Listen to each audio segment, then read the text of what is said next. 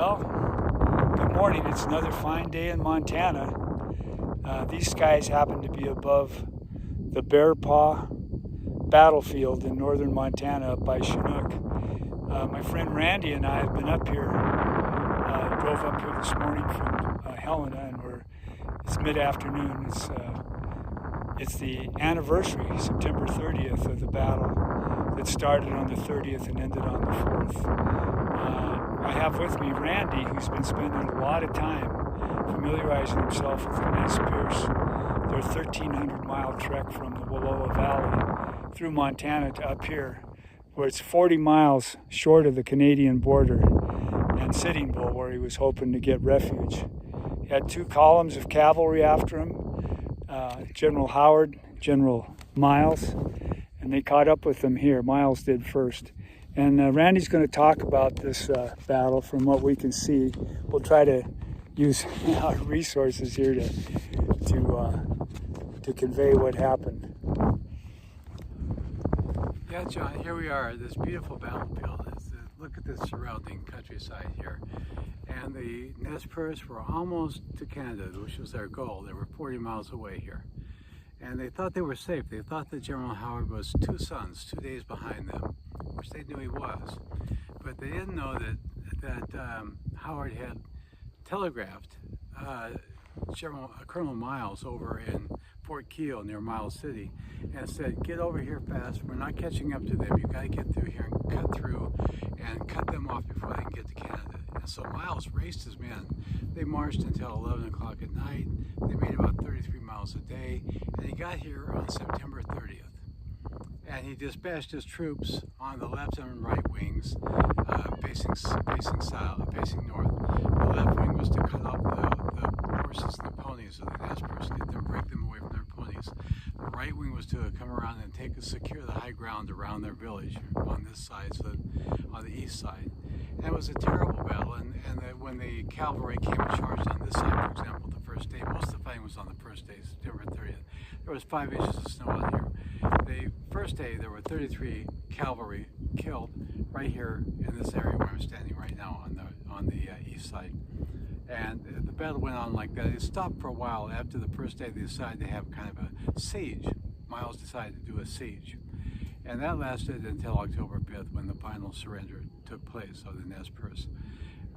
They were very effective fighters. They were great marksmen, and the U.S. 7th Cavalry had a lot of respect for them. So did the 5th Infantry and the 2nd Cavalry.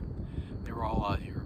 And the Nez Perce were outnumbered and surrounded and never got to make it to Canada. And it's a very sad story because they had traveled 1,100 miles, like John said.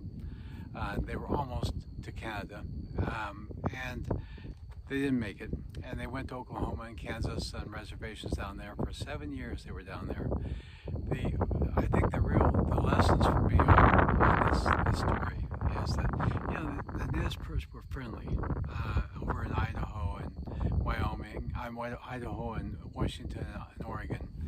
And they had been friendly to Lewis and Clark, and they were really decent and very intelligent and horse breeders and so forth.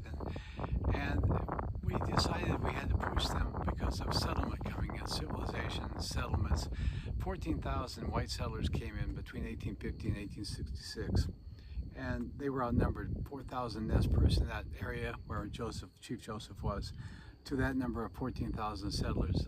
And they decided, they had an agreement, they had a treaty of 1855 where Joseph had agreed with General Howard, who was in charge of the Western campaign out here, that they would have a reservation in Idaho and parts of Washington and Oregon that was huge.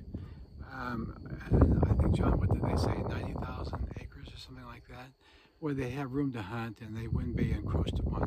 But because of the influx of people for gold and land, white settlers, we reneged on that treaty, and we said no. They knocked it down to 1/10 that size and put it down by Lapie, Idaho, near Lewistown.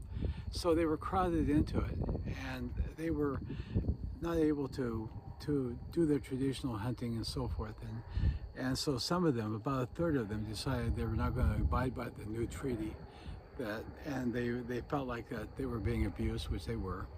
And so they took off on this long trek, which ended here, right here. And it is sad because they're very noble people. And Joseph was a very honorable and charismatic chief for the Nez Perce. He was trying to somehow reconcile the ancestral beliefs and traditions of the Nez Perce with the modern civilization that was coming his way.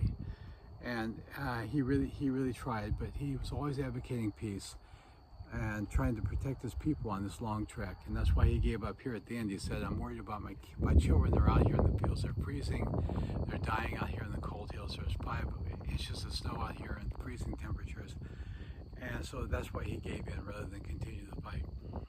The Union commander, Miles, chasing him, after the war, went back to Washington, D.C. and fought hard to get them back to their ancestral homeland, back to Idaho and Washington and Oregon, where the Nez Perce had their homeland, and out of Oklahoma and Kansas, where they were dying of malaria and suffering quite a bit. The ones that made their way to Canada, there were a couple hundred, also had a rough time up there. So it's a sad story because they suffered on the route here, they had a number of battles, suffered.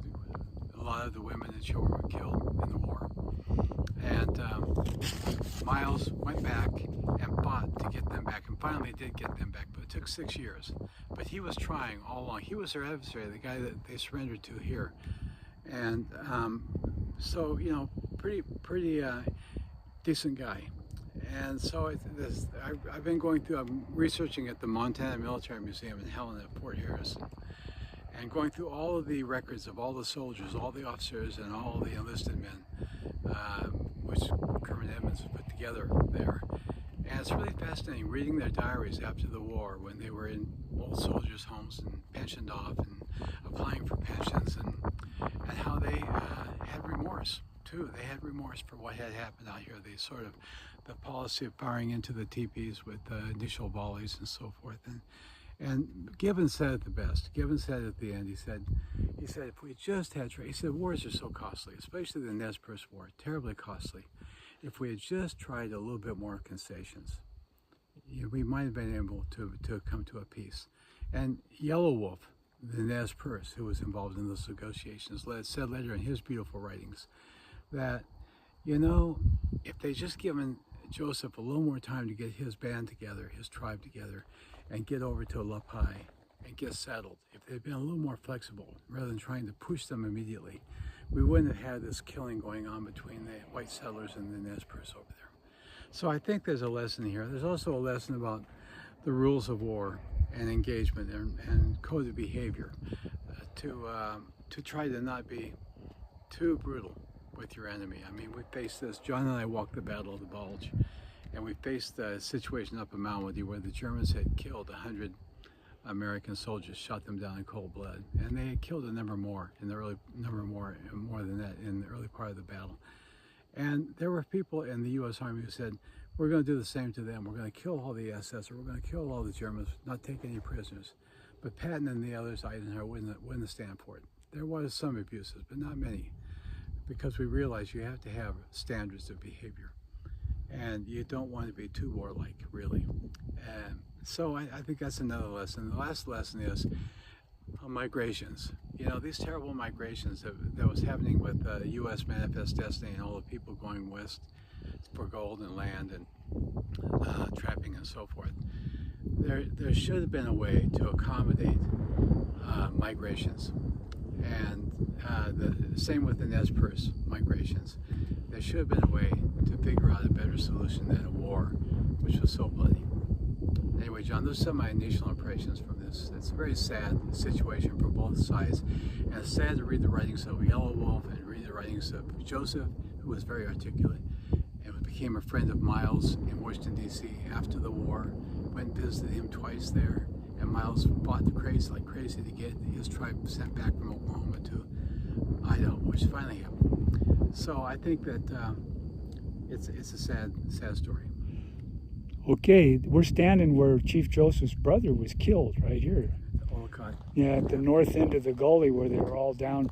The attack that the cavalry made became they got blunted. It became a siege, but 3 of the 5 chiefs were killed. Right. and Chief Aldicott was killed here. Right. Yeah. Looking Glass was killed down here and closer to the village when he was doing the truce negotiations. And Tehulase was killed here in the early part too. Poker Joe was also killed here. There were several chiefs killed. Yeah. It's impressive that the warriors, they could shoot straight. They just kept shooting NCOs and officers. That's who they were after. And they got a lot of them coming up from the Bear Paw Mountains are there in the distance, coming from the south to the north. And then when the soldiers were laying out wounded, they would the natives would get their guns, of course, crawl up and get their guns, but then they gave them water. And a code of conduct is something that every warrior should have. Anyhow, thanks, Randy.